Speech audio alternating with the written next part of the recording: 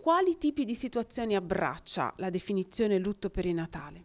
Allora, lutto perinatale è il dolore causato dalla perdita di un bambino in epoca pre e perinatale, quindi dalle poche settimane di gestazione fino ai primi tempi dopo il parto. È facile farsi aiutare?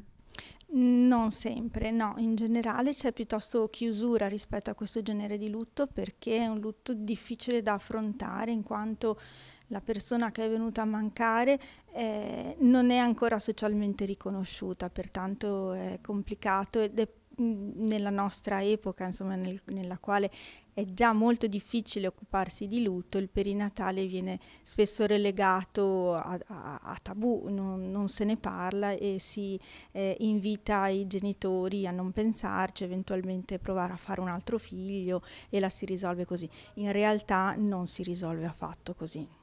Un gruppo di automutuo aiuto in che modo può sostenere queste persone, mamme o papà? Mamme e papà, ma non solo, ci sono anche gli zii, i nonni, possono essere sostenuti dal gruppo stesso, ovvero da persone che hanno vissuto lo stesso tipo di esperienza, che possono comprendere e conoscere le ricadute di questo dolore, di questa perdita e quindi attraverso proprio il sostegno, la partecipazione e l'esposizione della propria esperienza si può tirare fuori quello che è il dolore e cominciare a guardarlo e a dargli poi una collocazione. Tutto ciò che viene detto all'interno del gruppo rimane nel gruppo, è un clima protetto, ci si può mettere a nudo e quindi riuscire in qualche maniera a ristrutturare e ripartire, trovare un punto su cui ripartire insieme. Per chi sente questa esigenza forse la cosa più difficile è fare il primo passo, successivamente poi si viene accompagnati. Certo, sì, sì.